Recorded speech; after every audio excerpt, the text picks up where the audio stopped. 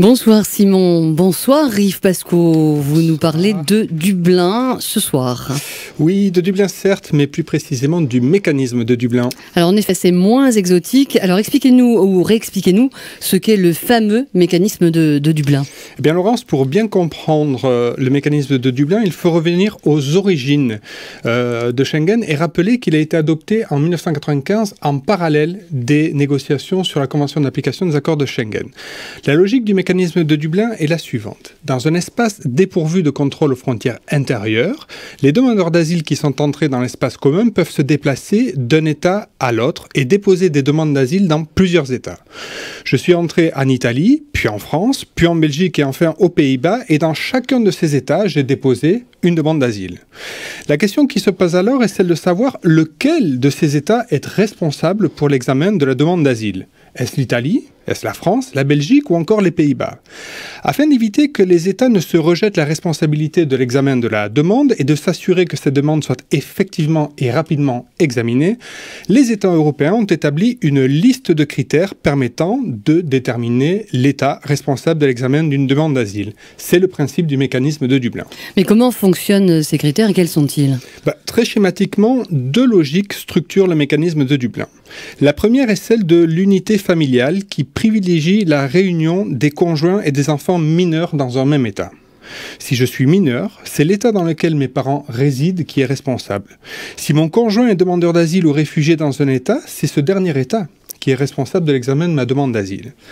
La seconde logique, quant à elle, repose sur la responsabilité de l'État qui a permis l'entrée régulière par la délivrance d'un visa, par exemple, ou irrégulière par le franchissement irrégulier de la frontière extérieure sur le territoire commun. En pratique, c'est le critère de l'entrée irrégulière qui s'applique le plus fréquemment. Ce sont donc les États de première entrée, ceux qui sont situés à la périphérie de l'espace commun, comme la Grèce et l'Italie, qui sont en pratique responsables de l'examen des demandes d'asile. C'est donc un système géographiquement inéquitable. Oui, Laurence, en plus d'être géographiquement inéquitable, il est inefficace. Les personnes, en pratique, ne souhaitent pas rester dans ces états d'entrée et se rendent dans d'autres États membres pour y déposer une demande d'asile. Mais une fois la demande déposée, les administrations déclenchent des procédures Dublin pour envoyer les demandeurs d'asile vers les pays de première entrée. En pratique, il faut ajouter que ces procédures sont longues, humainement éprouvantes, coûteuses et le résultat souvent dérisoire.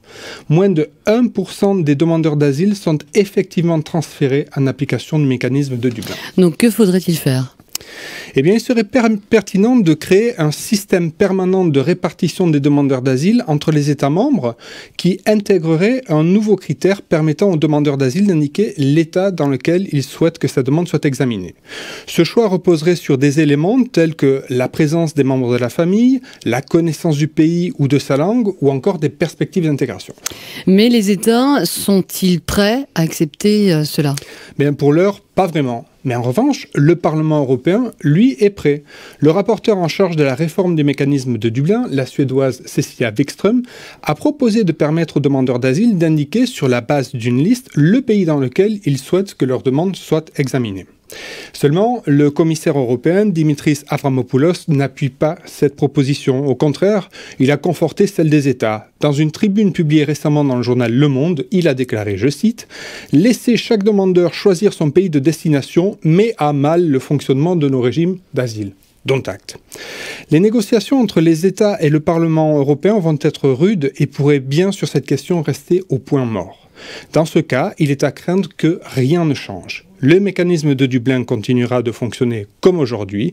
Il continuera donc d'être inéquitable et inefficace. Merci Yves Pasco, on vous retrouve la semaine prochaine.